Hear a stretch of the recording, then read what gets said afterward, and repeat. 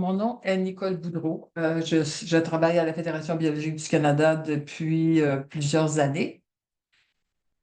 Aujourd'hui, on va vous présenter un webinaire sur les modifications qui ont été apportées aux productions végétales.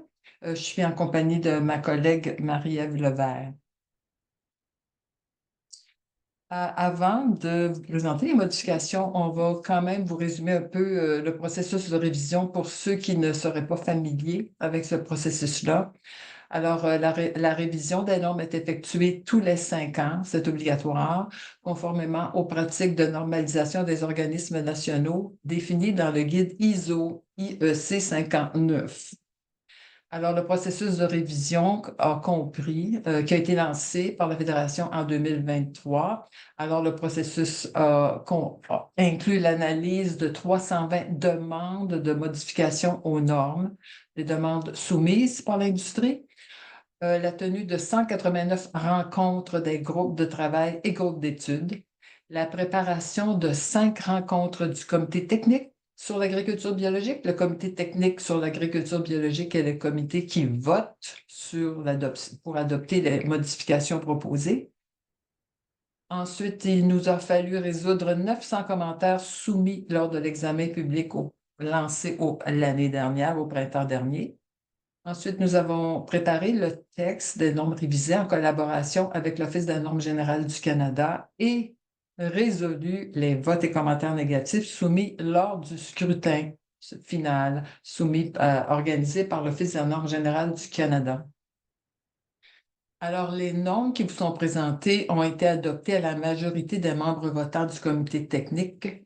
Nous désirons vous rappeler que la Fédération biologique ne détermine pas le contenu des normes. Notre rôle consiste à administrer le processus de révision qui prend fin lorsque les membres votants du comité technique ont voté par scrutin sous la supervision de l'Office des normes générales du Canada. Alors, ce fut un long processus qui n'est pas tout à fait complété. Alors, une équipe de révision a vraiment collaboré activement et avec grande compétence aux travaux de révision. Il y a Marie-Ève Levert qui est ici aujourd'hui, qui est présidente du comité technique sur l'agriculture biologique. Alison Grant, qui était présidente du groupe de travail sur les productions végétales. Alison a mené une quarantaine de réunions de 2 heures. François Labelle, président sur le groupe du groupe de travail sur les animaux d'élevage. Madame Rochelle Eisen, qui a présidé le groupe de travail sur l'intégrité et la composition des produits biologiques et aussi le groupe de travail assez mouvementé sur la production en serre. Et le Dinado, présidente du groupe de travail en acériculture. Thea Lofsgaard, présidente du groupe de travail sur la justice sociale. Et nous avions aussi des gestionnaires des groupes de travail, incluant Ariane France, Margaret Graves, Janet Wallace était notre rédactrice. Nous avons publié des articles régulièrement. Rebecca Winhouse, qui a fourni un soutien administratif, de même que Désirée Jans. Évidemment, ces gens-là, l'équipe des travaux de révision que vous voyez, les 120 membres des groupes de travail et d'études et les membres du comité technique, bon, alors on ne peut que les remercier infiniment, de même que l'Office des normes générales du Canada. Évidemment, il faut qu'on parle d'argent toujours et en tout temps. Alors, le projet de révision qui implique de nombreuses étapes a un budget de 677 000 qui est payé à 75 sous le programme Agri-assurance d'agriculture et agroalimentaire Canada. Alors, on a généreux commanditaires qui nous aident à combler les fonds de contrepartie de l'industrie qui s'élèvent à 175 000 Il nous manque 95 000 pour boucler le budget. Donc, on sollicite votre générosité. On en a besoin. Les normes, c'est un outil de travail pour beaucoup d'entre vous. Alors, et nos normes biologiques, évidemment, protègent notre environnement et valident l'intégrité biologique des produits canadiens sur les marchés nationaux et internationaux. Alors, et la Fédération biologique est une organisation sans but lucratif. Alors, vous allez sur le site web de la Fédération, Il y a une section Soutenez les travaux de révision de vos normes bio. C'est facile, vous pouvez même payer par carte de crédit. Le crédit est accepté. Euh, Après la séquence de webinaires que nous vous présentons, les prochaines étapes, il y aura la tenue d'un post-mortem, évidemment, pour recueillir vos suggestions. C'est la troisième fois que la Fédération administre les travaux de révision. On a commencé ça en 2013, en 2015, 2020. Et bon, d'une fois à l'autre, on essaie toujours d'améliorer le processus, de mieux informer l'industrie, mais il y a toujours des choses qu'on peut améliorer. On va devoir aussi réviser les 420 questions-réponses finales qui sont publiées sur le site web de la Fédération et qui sont émises par le comité. Ce sont les interprétations émises par le Comité d'interprétation des normes du Canada.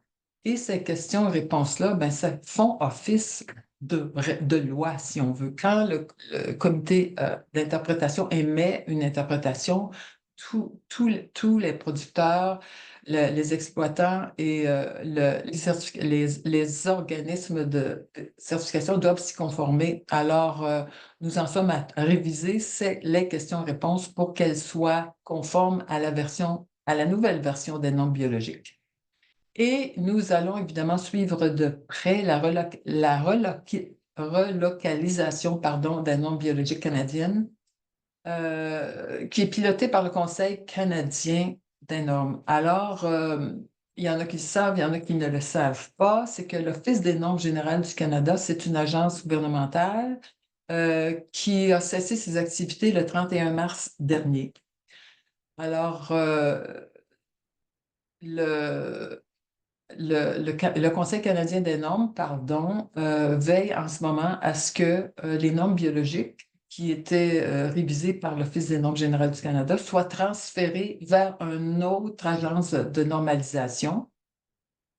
Alors, ça sera le même processus et on est en discussion permanente avec le gouvernement pour s'assurer que le maintien des normes sera conforme à ce qu'il a toujours été, parce que c'est un exercice qu'on pense qui est démocratique et qui implique le secteur complet. Mais ce qui est intéressant pour nous, c'est que les normes biologiques canadiennes 2026 ont été publiées juste le 26 mars officiellement sur les publications gouvernementales, avant le 31 mars. Donc, nous, on est correct. Les normes sont révisées. Alors, on est bon pour 5 ans. Alors, le transfert va se faire vers une autre agence de normalisation. Et bon, mais il faut quand même veiller au grain. Mais on est heureux que ça se fasse après la publication de nos normes. Alors voilà, je vais maintenant passer le micro à Marie-Ève Levert, qui est présidente je vous rappelle, la présidente du Comité technique sur l'agriculture biologique, qui va vous parler de quelques modifications importantes à des définitions et aussi aux modifications apportées au plan de travail. Toi, Marie-Ève? Oui, merci beaucoup, Nicole. Très heureuse d'être avec vous aujourd'hui. Donc, aujourd'hui, je vais vous parler de la section 3 pour commencer. On va débuter par les modifications apportées aux termes et définitions. Juste pour vous mentionner un changement organisationnel quand même assez important, les définitions sous la section 3 sont désormais classées par ordre alphabétique et sont plus numérotées. Donc, ça fait en sorte que nos opérateurs et pour nous-mêmes, ça va être très facile de pouvoir consulter les définitions à partir de maintenant. Aujourd'hui, je vais apporter votre attention sur deux définitions importantes qui vont vous toucher directement, potentiellement. Donc, premièrement, la production hydroponique. Donc, je vais commencer par mentionner et vous rappeler que la production hydroponique demeure interdite dans les normes biologiques canadiennes. Et pour ce qui est de la production hydroponique, on a modifié, comme vous pouvez voir sur la diapositive devant vous, on a modifié la définition. Elle a été clarifiée et élargie. On a fait ça pour deux raisons principales. Tout d'abord, parce qu'on voulait s'assurer que les opérateurs qui dépendent en grande partie de leur apport en nutriments solubles soient inclus dans cette définition-là de production biologique. Et deuxièmement, on a modifié cette définition-là pour s'assurer que les produits d'hydroponie certifiés biologiques qui proviennent des États-Unis ne puissent pas accéder au marché canadien. Donc, nouvelle définition, nouvelle mouture élargie. La deuxième définition sur laquelle je vais porter votre attention aujourd'hui, c'est au niveau de la radiation. Donc, on a fait un travail important en amont pour distinguer ce qu'est la radiation ionisante versus non ionisante. Chacune, comme vous pouvez le voir dans la diapositive juste d'avant, est maintenant bien définie dans le standard.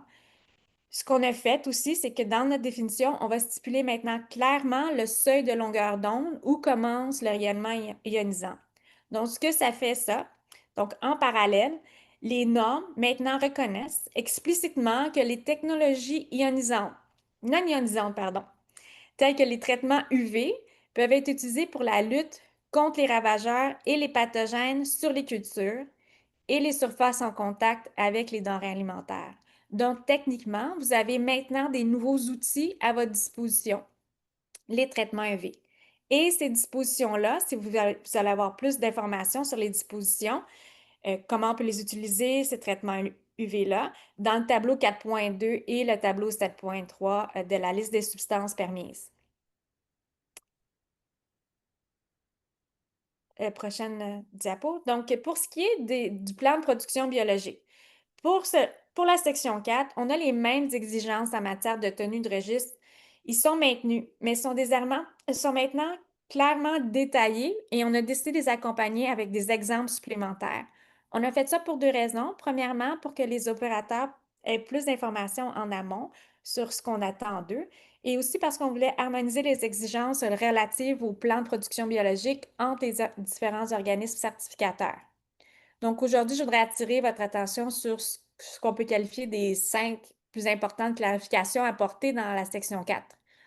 Tout d'abord, 4.2, vous allez pouvoir avoir l'information sur quand vous devez mettre à jour votre plan bio, puis quand vous devez le resoumettre, si ce n'est pas annuellement, là, quand vous devez le resoumettre à votre organisme de certification. 4.4.1, on est plus explicite quant aux procédures de traçabilité de votre produit. Donc, on vous demande qu'il y ait un code de lot ou un autre identifiant unique qui doit être attribué à votre produit. Soit tout le monde ça devait déjà être tout le temps la norme.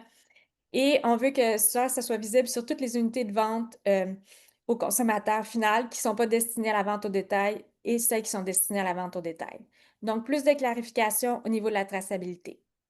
4.4.e, c'est l'idée qu'à partir de la prise de possession d'un produit, vous devez connaître le rôle et les activités de vos intermédiaires dans votre chaîne de valeur. Donc, encore une fois, s'assurer que notre chaîne de valeur, elle est claire, qu'on a de la traçabilité puis qu'on connaît c'est qui nos intermédiaires. Et pour ce qui est de 4.4.4c, si vous êtes un importateur, là, vous êtes déjà familier avec l'idée que vous devez avoir des documents qui garantissent l'intégrité biologique de vos produits. Donc, je pense par exemple au certificat phytosanitaire, au certificat de transaction. Puis ces certificats-là doivent être disponibles lors du déchargement de votre produit en sol canadien. Donc, tout ce qu'on a fait avec 4.4.c, c'est le rendre explicite dans le standard. Et pour ce qui est de 4.4.2 et 4.4.3, quand je vous parlais plutôt de donner plus d'exemples, de clarifier, bien, c'est ce qu'ils vont faire, ces deux articles-là. Donc, plus précisément, on voulait vous en montrer une. 4.4.3 vous parle des registres que vous devez avoir et que ces registres-là doivent refléter la portée et la complexité et les activités de votre exploitation. Donc, ce n'est pas parce que c'est écrit là que vous devez en avoir une, mais selon la portée de votre... c'est pas parce que c'est écrit à 4.4.3 que vous devez absolument avoir ce type de registre-là. Ça dépend vraiment de la portée et de la complexité de votre opération. Mais on voulait donner des informations claires sur quel type de registre vous avez besoin.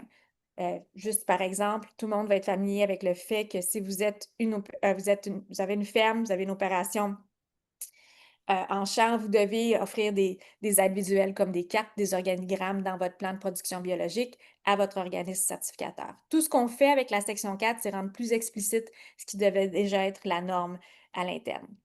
Donc, je vous remercie c'est maintenant le tour à Nicole qui va nous donner plus d'informations sur la production végétale. Merci, Marie-Ève. Alors, on va aborder la section 5 dans les principes dans 32.3. CAN, CJSB-32.310. Ce sont les principes généraux. Alors, il y avait beaucoup de questions au sujet de la conversion. Lorsque un exploitant fait l'acquisition d'une terre sur laquelle était cultivée une plante génétiquement modifiée. Alors, la nouvelle clause 5.1.1 précise que lorsque la conversion est précédée par la production de cultures génétiquement modifiées, la période de conversion de 36 mois est calculée à partir de la date à laquelle la croissance d'une culture génétiquement modifiée est terminée. Alors, ce n'est pas la date de la plantation de la culture génétiquement modifiée, mais c'est la date où elle est récoltée et terminée. Et l'exploitant doit aussi mettre en œuvre un plan de gestion de risque afin de prévenir l'émergence de semences génétiquement modifiées au-delà de la période de conversion de 36 mois.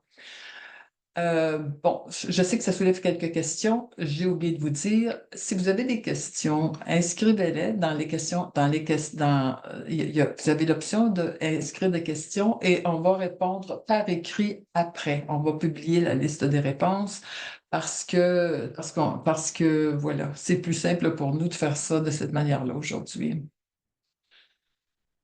Et il y a une nouvelle clause dans la version 2026 de la norme biologique, c'est que à la clause 5.1.7, c'est écrit que un exploitant ne peut pas alterner entre la production biologique et la production non biologique.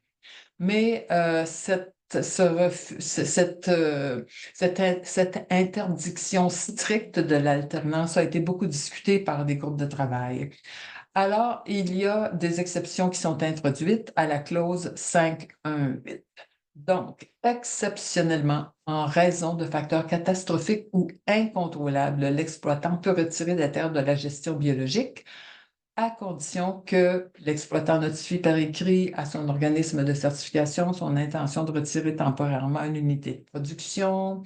L'exploitant doit aussi justifier pourquoi il veut retirer sa terre de la régie biologique et il doit il doit soumettre un plan qui va décrire comment l'exploitant va réintégrer la production biologique.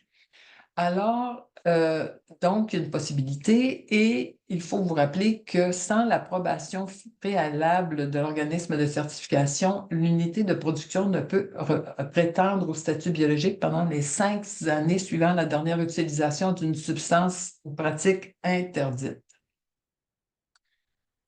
Là, je suis certaine que vous vous demandez quel type de facteur catastrophique ou incontrôlable serait accepté pour que vous puissiez alterner sans problème.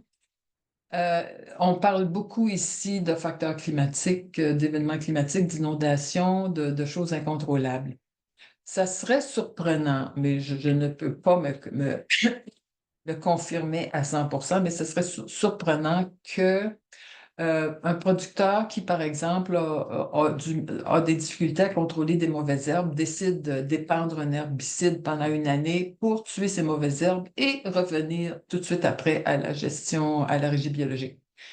Ça pourrait pas être un facteur considéré comme un facteur catastrophique. Mais ça va être intéressant de voir les situations qui vont être soumises par les producteurs. Les facteurs environnementaux, à chaque révision, on parle des piquets de clôture. Ça entraîne toujours des discussions enflammées. Et là, il y a une nouvelle clause qui est introduite. C'est que les piquets de clôture traités avec des substances interdites sont exceptionnellement autorisés pour clôturer le périmètre des unités de production afin de gérer le bétail non biologique ou d'empêcher la faune d'entrer. Donc, les poteaux de clôture traités ne doivent pas entrer en contact avec les cultures biologiques, y incluant les racines.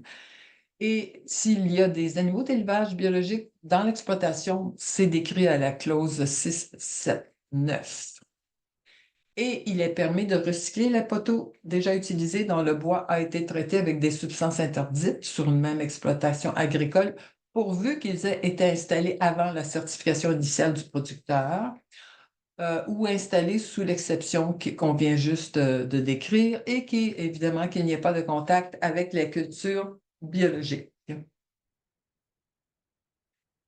Autre facteur, autre changement sous la section 5.2, c'est qu'il y a beaucoup plus de descriptions sur les manières d'encourager la biodiversité et la santé des écosystèmes.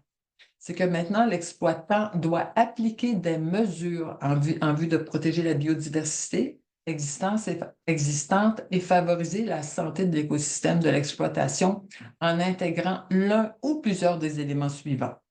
En plus des pratiques biologiques telles que les cultures de couverture, les engrais verts, le labour minimal et la rotation diversifiée des cultures. Donc, il faut montrer que vous avez l'intention de promouvoir la santé de votre exploitation. Alors, il y a beaucoup de choses il y a quelques éléments qui étaient déjà présents dans la norme, mais il y en a beaucoup qui sont ajoutés. Donc, l'agroforesterie, les plantations de biomasse, les fossés enherbés, les habitats pour pollinisateurs, les bandes fleuries, les habitats fauniques et sanctuaires aviaires, les plantations d'arbres ou d'arbustes, les barrières végétales, bordures, brise-vents, bandes d'abri, les pratiques de conservation de l'eau, la restauration et l'entretien des zones humides, les fourrages ou plantations de plantes pérennes ou le pâturage. Alors, ce sont des choses que votre organisme de certification va inspecter, va considérer. Alors, ce qui est en grand caractère gras, en rouge, ce sont les éléments qui ont été ajoutés dans cette clause-là. Alors, voilà, on aime bien notre environnement dans le bio.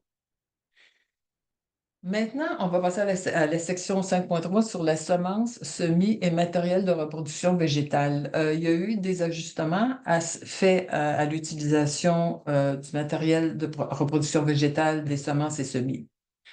Alors, comme toujours à la clause 5.3.1, c'est que les semences, semis et plants repiqués annuels, semis, plants repiqués vivaces et le matériel de reproduction doivent être biologiques.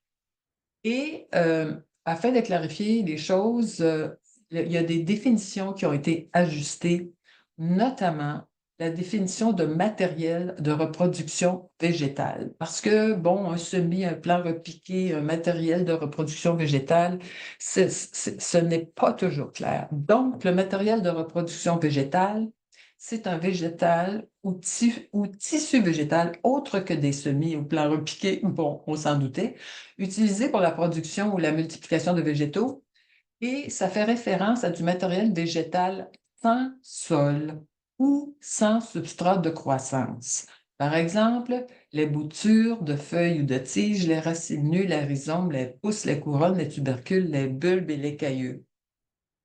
Alors, c'est l'absence de sol ou de substrat de croissance qui va beaucoup définir la gestion de matériel de reproduction non biologique qui serait permis.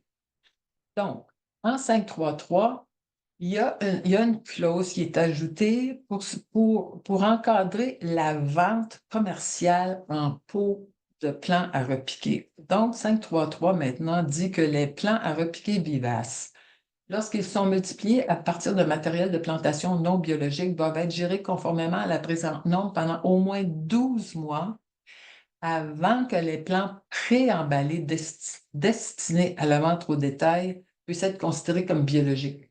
Ça regarde le matériel notamment dans les pépinières, parce que le produit est emballé, le consommateur l'apporte, il fait pousser son thym ou sa roquette. Alors, si vous achetez ce matériel de plantation non biologique pour votre usage à la ferme, en production, c'est différent. C'est ce qu'on va voir dans les prochaines clauses. 5.3.4, les semences ou matériel de reproduction non biologique produites sur vos terres en conversion ou dans les zones tampons régies par votre exploitation peuvent être plantées dans cette même exploitation. c'est que c'est d'encourager que les producteurs utilisent leur propre matériel de reproduction parce que finalement, les zones tampons et les terres en conversion sont sous régie biologique lorsqu'elles se trouvent à l'intérieur de l'exploitation et qu'elles ne sont pas entretenues par votre voisin, par exemple. Donc, il est jugé préférable d'utiliser les ressources de l'exploitation plutôt que d'acheter des semences biologiques ou conventionnelles provenant de l'extérieur de l'exploitation. En 5.3.5, il est permis d'utiliser sur leur forme non biologique des semences et du matériel de reproduction de variétés annuelles ou bisannuelles provenant de l'extérieur de l'exploitation à condition que, bon, toujours, les semences ou le matériel ne puissent être obtenus sur l'exploitation, produits ou obtenus sur l'exploitation, que ces semences ou ce matériel ne soient pas disponibles sur le marché et évidemment et que ces semences ou ce matériel de production ne soit traité qu'avec des substances permises ou des substances imposées par les agences de réglementation de lutte antiparasitaire. Mais en 5.3.6, maintenant, il est permis d'utiliser sous leur forme non biologique des semis, plants repiqués et du matériel de reproduction non biologique de plantes vivaces, à condition que, bon, hormis les clauses de non-disponibilité sur le marché, les terres sur lesquelles sont plantés le matériel et les semis de plantes vivaces soient soumises aux exigences de l'article 5.1.1, c'est-à-dire des terres où il n'y a pas eu de substances interdites depuis 36 mois et les semis et plants repiqués vivaces, tels que les fraisiers en motte ou du thym en pot, soient biologiques si la première récolte de produits biologiques a lieu à l'intérieur de 12 mois suivant la plantation dans l'unité de production. Alors, ça créait des problèmes. Donc, il y a une exemption qui est accordée jusqu'à la saison de plantation 2030. Donc, les exploitants bénéficient d'une exemption jusqu'à la saison de plantation 2030, leur permettant d'utiliser des semis et plants repiqués vivaces non biologiques pour une récolte à l'intérieur de 12 mois suivant la plantation. Alors, ça inclut donc des semis et plants repiqués vivaces avec des résidus de substrat ou de sol. Alors, s'ils sont non biologiques, normalement, il faudrait attendre 12 mois, mais il y a une exemption jusqu'en 2030 pour que le marché, que la production, les pépiniéristes puissent s'adapter. On va aller à G, le matériel de reproduction non biologique, qui est différent, qui est sans sol et sans substrat de croissance, de plantes vivaces, ne doit pas être traité après sa récolte avec des substances interdites. Par exemple, pendant l'entreposage, après avoir déterré du champ où il a été cultivé, pour produire un produit biologique à l'intérieur des 12 mois suivant la plantation. C'est que souvent, donc, on parle ici de racines nues ou de plants sans substrat, sans résidus de substrat ou de sol. Alors, si ce matériel de reproduction est non biologique, à partir du moment où il a été déterré de l'endroit où il a été produit, si pendant l'entreposage en pépinière ou quoi que ce soit, s'il n'a pas été traité avec des substances interdites, vous pourrez utiliser ce matériel de reproduction et cueillir un produit biologique à l'intérieur des 12 mois suivant la plantation. Et évidemment, si le matériel de reproduction non biologique, sans sol et sans substrat toujours, de plantes vivaces est traité avec des substances interdites après sa récolte en entrepôt. Donc, par exemple, comme on a dit, en entreposage ou après avoir été déterré du champ non biologique où il a été produit, s'il a été traité avec des substances interdites, ben là, il faudra attendre 12 mois entre la plantation et votre première récolte de produits biologiques. Alors, finalement, la subtilité, c'est vraiment la substance de sol ou pas avec le matériel de reproduction non biologique. Maintenant, l'éclairage d'appoint, c'est que, bon, Les semis, il y a une nouvelle clause qui dit que les semis plants repiqués doivent être produits sous les conditions suivantes. Toutes les clauses de 7.5 relatives au sol utilisées pour la production soient appliquées. La section 7.5, c'est la section de la production en serre, donc la production sous structure ou en contenant. Maintenant, un substrat ou un milieu de croissance sans sol peut être utilisé lors du premier semis. Bon, sans supplémentation d'éléments nutritifs, bon, c'est normal. Maintenant, en B, les semis transplants qui sont commencés en hiver ou au printemps pour être utilisés dans la même exploitation peuvent être cultivés sous éclairage artificiel à 100%, depuis le semis jusqu'au repiquage final. Et le repiquage final est défini. Ça signifie le déplacement d'un semis dans l'unité de production. Bon, c'est qu'on verra en production en serre, l'éclairage artificiel à 100% est interdit, mais il fallait vraiment spécifier que, bon, pour la production de semis et de plants repiqués, par l'opération jusqu'au repiquage final, l'éclairage à 100% est autorisé.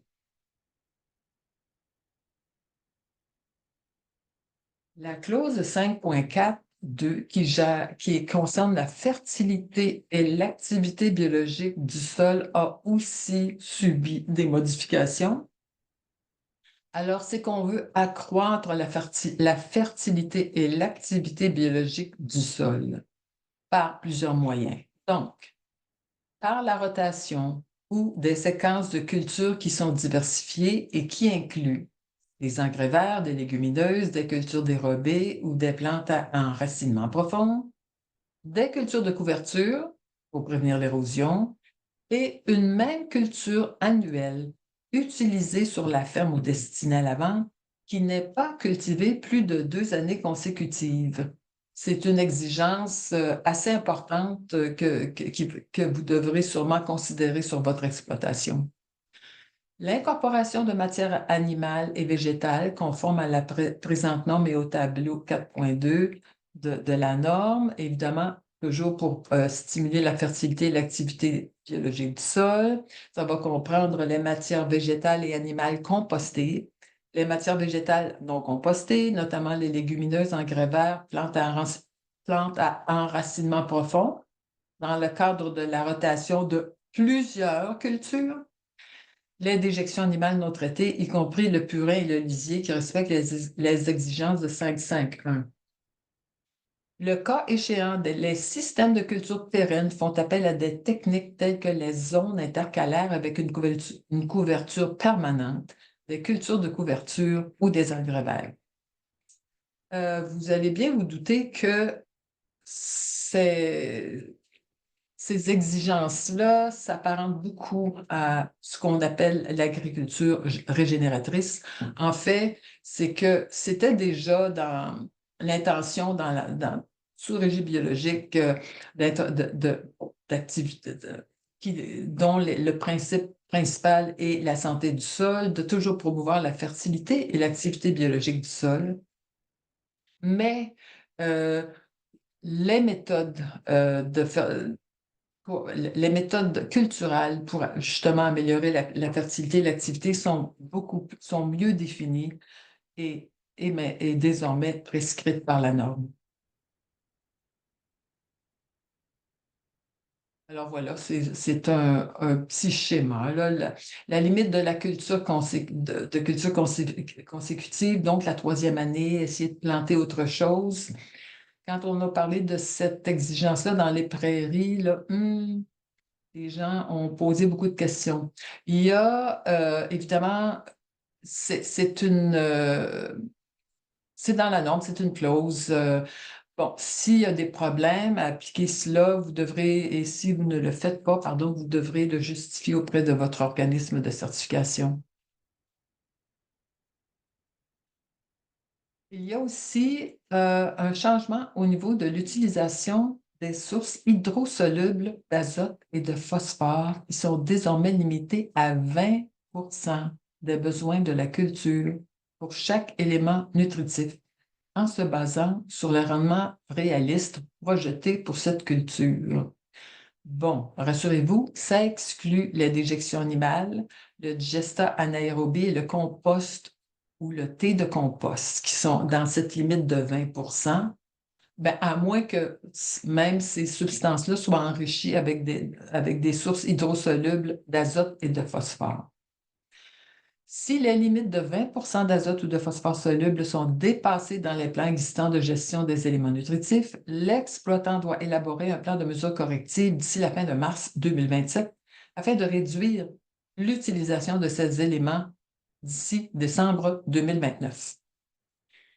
Rappelez-vous, quand on va parler de la production en serre, que cette clause-là, cette exigence-là s'applique tout autant à la production en serre. Et ça génère beaucoup de débats sur les méthodes de production en serre. Alors, bon, alors la gestion de la fertilité des sols, c'est un schéma qui explique la règle des 20 pour l'azote et le phosphore soluble. Ça exclut le fumier, le digestat, le compost, le thé de compost.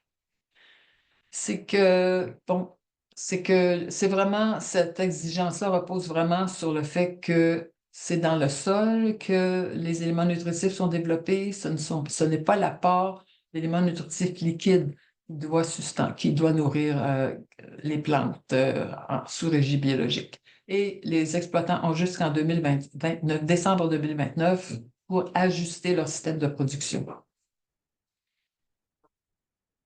Évidemment, là, il y a un changement au niveau de la clause qui concerne le travail du sol, c'est que désormais, l'exploitant doit tenir un registre des opérations de travail du sol.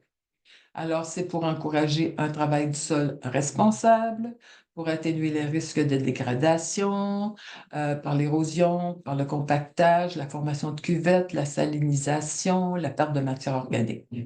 Donc, il faut un travail du sol stratégique, ciblé sur le système de culture afin d'améliorer la productivité tout en minimisant la dégradation du sol. Alors, il va falloir noter ça dans vos registres. Un autre gros changement qui découle vraiment euh, qui a été créé suite à l'insistance de producteurs québécois, je dois dire, c'est qu'il y a une nouvelle pratique relative à la gestion des déjections animales. Alors là, depuis toujours, dans la clause 5.5.2.5, c'est que les déjections animales doivent être incorporées au sol au moins 90 jours avant la récolte de cultures destinées à la consommation humaine qui n'entrent pas en contact avec le sol. Mais, par exception, les déjections animales peuvent être incorporées au sol au moins 70 jours avant la récolte de cultures céréalières qui n'entrent pas en contact avec le sol et sont destinées à la consommation humaine lorsqu'elles ne sont pas consommées à l'état cru. Alors, donc, ça pourrait vouloir dire qu'au printemps, dépendamment de l'état du sol, de la température et tout, des déjections animales pourraient être appliquées au sol 70 jours avant la récolte de culture. C'est fait pour l'un des principaux arguments qui motivent ce changement, c'est que c'est au printemps, au début du printemps, quand la nature, à l'éveil de la nature, que les plantes croissent, sont très actives et ont vraiment besoin de beaucoup de nutriments. Alors, ce sont des zones de croissance intensive et bon, l'application au printemps même des déjections pourrait mieux nourrir les plantes en pleine croissance. Il n'y a pas de changement. C'est toujours 120 jours pour les récoltes de cultures dont la partie comestible est directement en contact avec la surface ou des particules du sol. Évidemment, bon, comme toujours, il y a des règlements et des directives des gouvernements fédéraux, provinciaux concernant la salubrité qui doivent être respectés.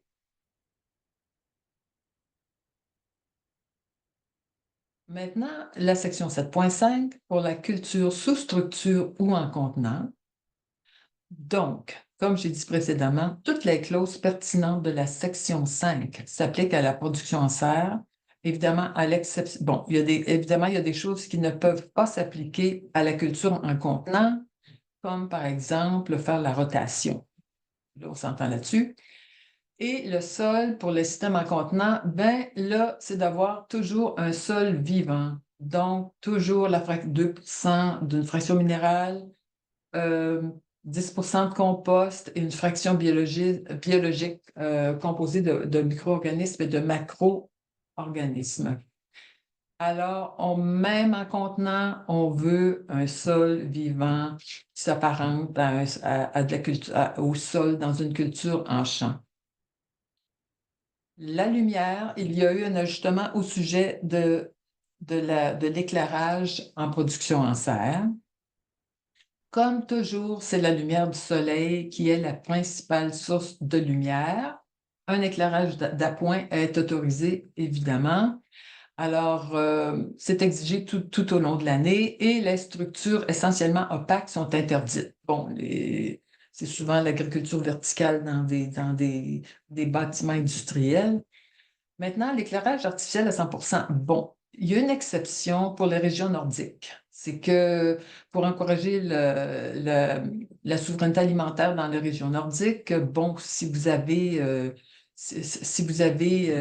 4 heures d'ensoleillement dans la journée, bon, ben là, l'éclairage artificiel va être permis pendant les périodes de noirceur prolongée afin, afin d'encourager, comme j'ai dit, la souveraineté alimentaire dans les régions nordiques. Évidemment, c'est toujours c'est toujours le soleil qui doit être présent. Donc, ce n'est pas une structure opaque, c'est toujours une structure à travers laquelle les rayons solaires peuvent stimuler la photosynthèse.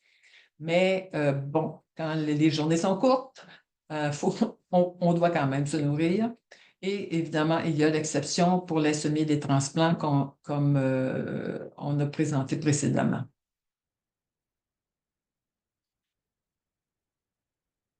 À l'article 5.7.5.12, toujours dans la section de la production en serre, évidemment, on répète encore que les clauses en production végétale s'appliquent.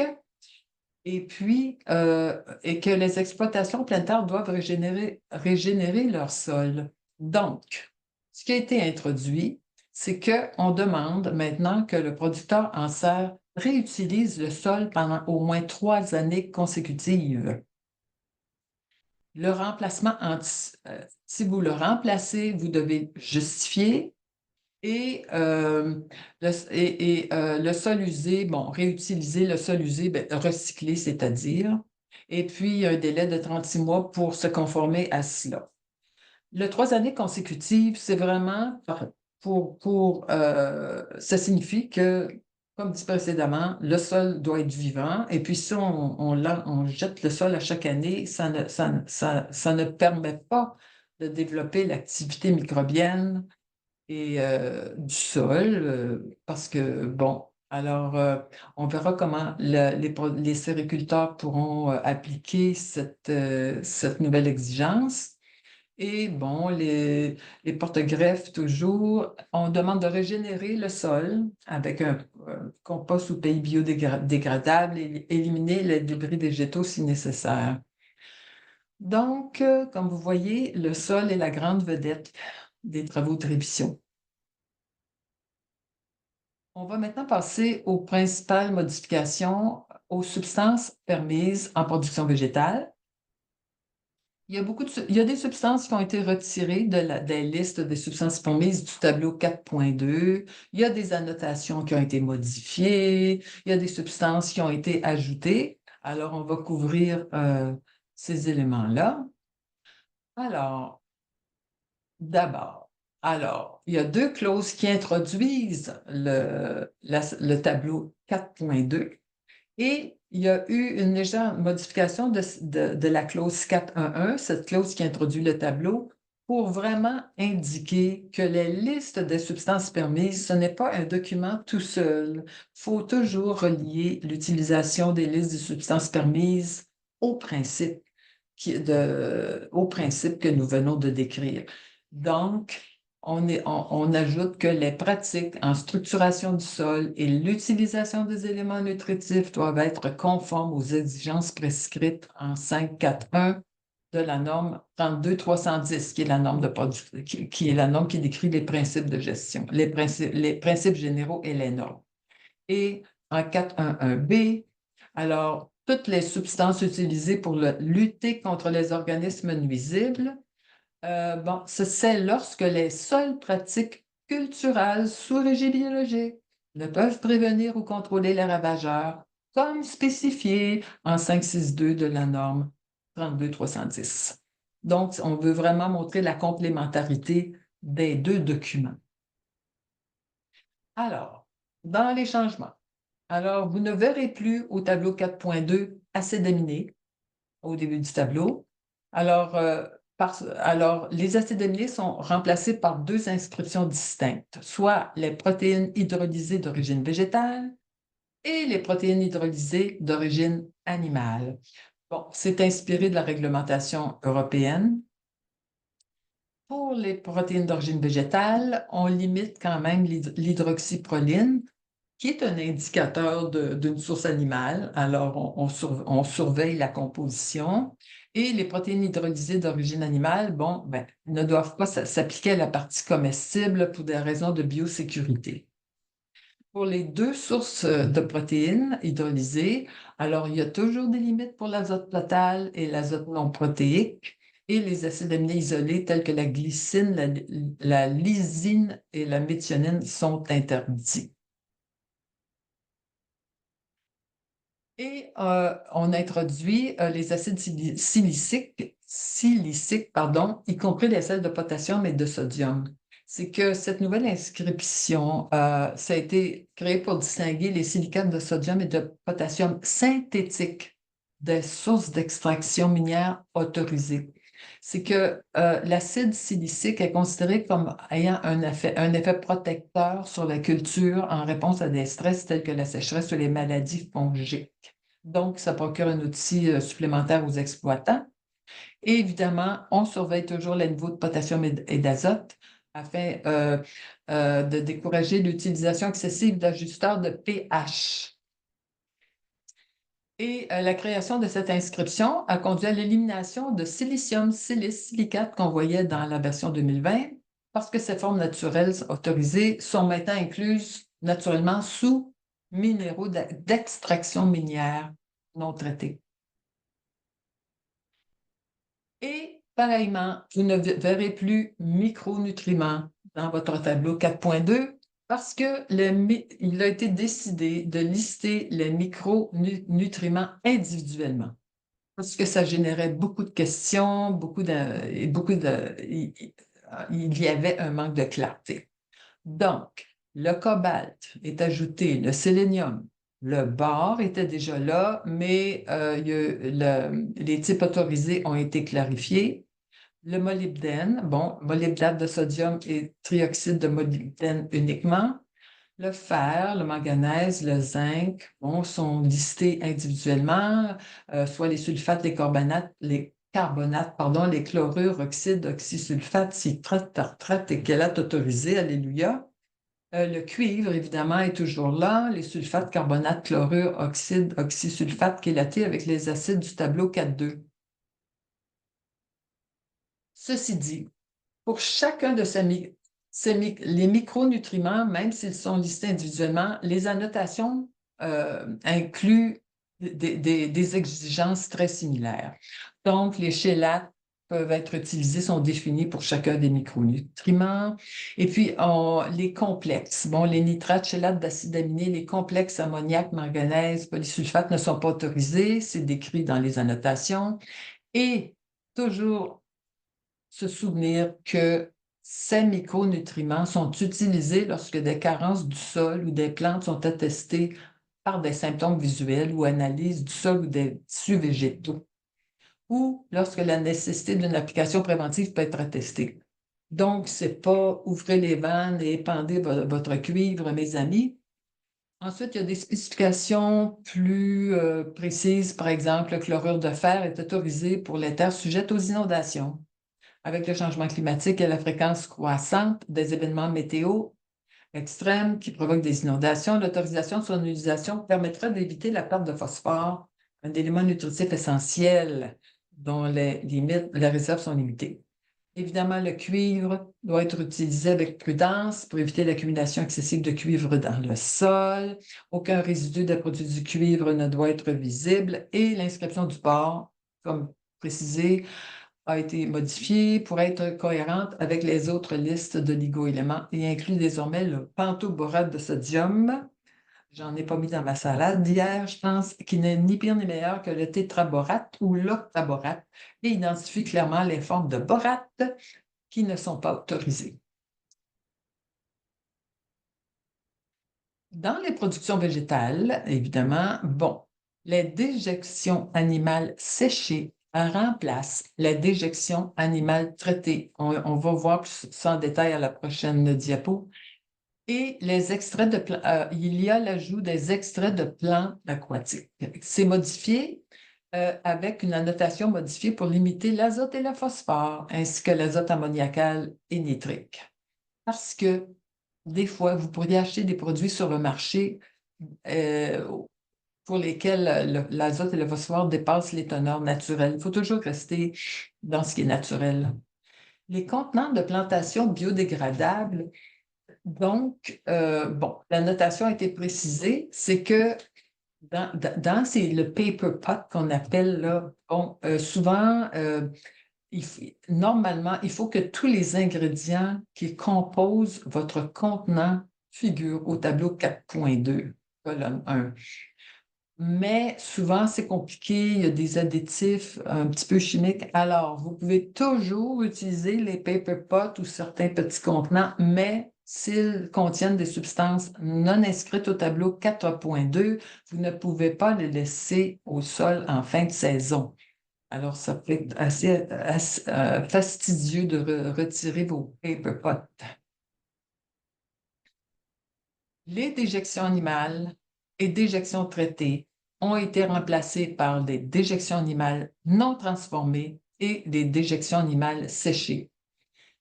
Et la notation déjection animale non transformée interdit les extraits concentrés d'éléments nutritifs. C'est que maintenant, il y a une industrie qui développe beaucoup de manutention des déjections animales pour faire des concentrés. Mais ces substances-là, même si elles sont dérivées de fumier ou de lisier non transformés, ne sont pas considérées comme des déjections animales. Alors, il faut rester avec des déjections plutôt à l'état brut ou séché. Et la notation déjection animale séchée décrit les exigences relatives aussi à la gestion du risque de présence d'agents pathogènes potentiels pour l'homme dans le fumier séché. Le digestat anaérobie, la notation a été élaborée, parce que c'est un sous-produit des déchets pour la production de biogaz, les matières premières utilisées. Selon les matières premières utilisées et afin de faciliter une digestion optimale, des nutriments peuvent être ajoutés au cours du processus. Ces nutriments et vitamines peuvent être utilisés selon les besoins sans restriction. Mais alors vous voyez, tout ce qui est souligné, c'est nouveau, ce qui est barré, ce qui est enlevé, mais il faut toujours, évidemment, mesurer les niveaux acceptables d'arsenic, de cadmium, de chlore de plomb, et il doit satisfaire aux exigences des agents pathogènes pour les humains. Pour ce qui est du digestat. Alors, il y a beaucoup les autres modifications dans la liste des substances permises au tableau 4.2. La vinasse a été éliminée et remplacée par la drèche et les solubles de distillerie, la drèche et les solubles de brasserie et les solubles de fermentation de mélasse condensée. Alors, c'est beaucoup plus précis. Le chitosan, les sciures d'insectes et l'eau ozonée ont été ajoutés. La fibre de coco les gens pouvaient l'utiliser, c'est une matière végétale, mais maintenant, elle a une inscription spécifique. Elle est permise si lavée, transformée ou est tamponnée avec des substances permises. La lignine, bon, l'usage est élargi pour inclure davantage de formes et le lignosulfate d'ammonium reste interdit. L'inscription de la drèche et des solubles de distillerie et de la drèche et des solubles de brasserie remplace l'inscription plus générale et ça indique que les sources acceptables et la restriction des céréales génétiquement modifiées. Donc, les teneurs maximales en éléments nutritifs reflètent les teneurs normales si la substance n'est pas altérée. Alors, ces limites servent de critères testables et garantissent l'intégrité biologique.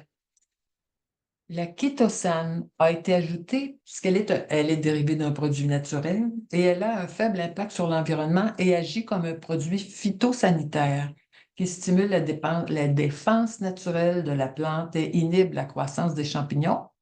Et la sciure d'insectes a été ajoutée. Il s'agit d'un amendement du sol similaire, mais non identique aux déjections animales et qui devient de plus en plus disponible. Les microbes. Alors, les microbes jouent un grand rôle, comme on peut voir dans les listes des substances permises. Alors, les organismes biologiques, bon, ont été enlevés, alors parce que c'était redondant de garder cette inscription, parce que, par ailleurs, on a les micro-organismes invertébrés. Et maintenant, on a les engrais microbiens, les extraits microbiens et les micro-organismes et produits microbiens. Donc, comme vous pouvez voir, les microbes sont utilisés sous diverses formes. Les engrais microbiens, bon, c'est la biomasse microbienne, qui est un sous-produit de la transformation des aliments. Donc, par exemple, les exemples incluent la biomasse bactérienne et les tourteaux de pressage de levure. Vous avez les extraits microbiens qui sont extraits de micro-organismes tels virus, bactéries protozoaires, phages et champignons tels le Spinoza. Les produits peuvent contenir des micro-organismes morts et des substances du tableau 4.2. Et comme toujours, ce qui était déjà là, les micro-organismes et les produits microbiens, micro-organismes vivants tels que les virus, bactéries, protozoaires, phages et champignons. Et les exemples incluent les rhizobactéries, champignons mycorhiziens, la zola, les levures, le Bacillus thuringiensis, les virus et les pulvérisations de virus. Il a été ajouté à la notation que si le substrat de croissance contient des substances qui ne figurent au tableau 4.2, ces substances ne doivent pas être présentes dans le produit final ou être présentes à des niveaux qui n'ont aucun effet fonctionnel significatif. Les bouts d'épuration sont interdits. Donc, voilà pour nos amis les microbes. Et finalement, bon, modification et ajout. Alors, matière végétale, ça comprend uniquement les matières végétales ayant subi un traitement minimal et ça ne comprend pas les sous-produits de la transformation alimentaire. Ça remplace végétaux et sous-produits des végétaux. Ça s'appelle désormais matière végétale. Les lubrifiants pour semences ont été ajoutés parce que, bon, c'était finalement autorisé en sous-entendu, mais maintenant c'est clairement listé. Le guano est retiré. Alors, pour des raisons écologiques, pour des raisons sanitaires, parce que aussi les mines, si on pourrait appeler ça des mines de guano, ça perturbe beaucoup l'environnement de nos amis les chauves-souris. Et la struvite a été autorisée. Bon. L'astruvite, ce fut un long processus. L'astruvite est autorisée. Bon, le groupe de travail s'est beaucoup inspiré, encore une fois, de la réglementation européenne où l'astruvite, une forme particulière de struvite qui doit être produite en respectant de très nombreuses exigences, est autorisée dans l'Union européenne. Alors, l'astruvite, c'est une précipitation de phosphore et de magnésium à partir d'eau usée municipale. Alors, ce sont des eaux usées qui proviennent d'humains, des déjections humaines. Alors, il y a énormément de paramètres de qualité qui sont ajoutés, évidemment, comme j'ai dit, alignés sur la réglementation européenne. Et puis, c'est une option d'un engrais phosphoré semi-soluble. Silicate, on en a parlé tantôt. Au sujet de l'astruvite, euh, je vous inviterai à regarder la Fédération biologique gère aussi de la recherche scientifique en agriculture biologique dans le cadre de la grappe scientifique biologique 4. Et il y a une équipe à l'Université du Manitoba qui gère l'utilisation du struvite en mélangeant le struvite avec du compost. Parce que le struvite, dans le fond, ça ressemble à un sel. C'est précipité à partir des eaux usées. Alors, c'est une matière sèche. Alors, il faut apprendre à l'utiliser pour que les racines l'assimilent et puis pour que vraiment ça fournisse du phosphore aux plantes. Alors, il y a beaucoup de recherches qui se mènent qui sont conduites là-dessus. C'est la deuxième. Dans la grappe biologique 3, il y avait aussi une recherche conduite sur l'utilisation de l'astruvite. Aussi, on va sauter au tableau des substances en gestion des installations, des substances après la récolte. Auparavant, pour contrôler la germination, pour inhiber la germination, on ne pouvait utiliser que la famille du clou de girofle comme huile botanique utilisée pour inhiber la germination après la récolte. Alors maintenant, il y a beaucoup plus d'options, dont les apiacées, les ombellifères de la famille du céleri et les lamiacées de la famille de la menthe. Alors, pour les producteurs de pommes de terre, c'est beaucoup plus intéressant. Bon, on a couvert l'ensemble des matières, des substances, des modifications apportées au tableau 4.2. Je voulais simplement souligner ce qui n'a pas été retenu. La justice sociale. Il y avait le projet d'introduire dans les normes biologiques canadiennes des clauses relatives à à la régie sociale, c'est-à-dire bon, comment vos employés sont traités, si les employés de l'exploitation, comment ils sont logés, s'ils ont, bon, s'ils sont humainement bien traités, quoi. Euh, alors, la Fédération a mené un sondage il y a 2 ans déjà, dans le cours des travaux de révision, et il y a eu énormément d'opposition à l'introduction de clauses concernant la justice sociale dans les normes biologiques canadiennes. Pour toutes sortes de raisons, mais l'une des raisons principales, c'était que, bon, les lois canadiennes régissent déjà les normes qui encadrent le travail, même à la ferme. Mais voilà, il y a une vive opposition, donc il n'y a aucune clause relative à la justice sociale qui est incluse. Peut-être que ça va revenir à la prochaine révision, on l'ignore. Ensuite, le délai de 5 ans pour la conversion des écosystèmes naturels, ça a été soumis à consultation publique. C'était que si une nouvelle exploitation fait la conversion de forêts, de prairies, alors il faudrait attendre 5 ans au lieu de 3 ans pour que le produit soit certifiable, soit certifié biologique. Alors, encore une fois, il y a eu d'énormes discussions. Il y a des gens qui soutenaient vraiment beaucoup l'inclusion de cette clause-là, puis il y a d'autres gens qui se sont dit non, non, non.